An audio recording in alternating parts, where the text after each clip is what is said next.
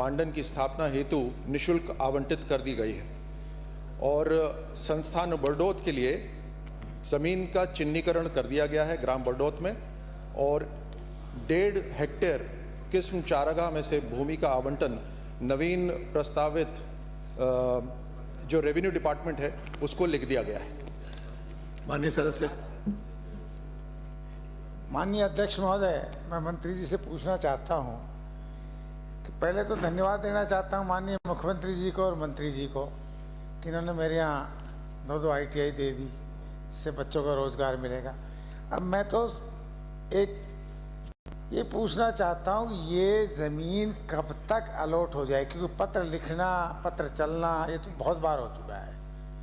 तो मुझे कोई टाइम बाउंड बताएंगे कि तब तक आप इसका शिलान्यास हो जाएगा? ये बस मुझे क्वेश्चन पूछना है। माननीय मंत्री जी।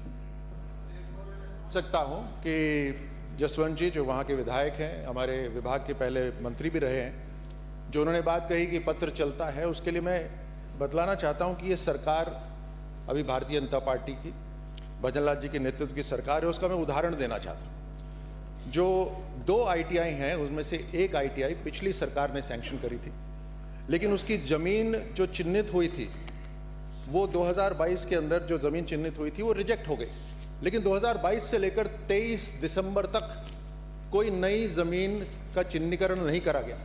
हमारी सरकार के आते ही 6 अलग अलग स्थान चिन्हित करे गए जिनको रिजेक्ट करा गया और उसके बाद में 7वां स्थान हमने चिन्हित कराया। कहने का मतलब है कि हमारे 1.5 वर्ष के अंदर ही हमने कई स्थान कलेक्टर ने बताए, उनको हमने देखा, रिजेक्ट करा और हमारे विभाग उनके पीछे पड़ा हुआ था, तब जाकर 7वीं जमीन अलॉट हुई जिसे हमने एक्सेप्ट करी।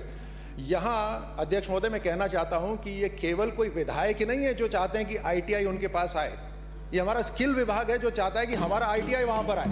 इस कारण से हम वहां पर काम कर रहे हैं। तो निश्चित रूप से जो दूसरा ITI है वो भी बहुत ही जल्द इसको स्वीकृति मिल जाएगी। हो गया? प्रश्न हटा रहा हूं मैं, मुझे कोई टाइम बाउंड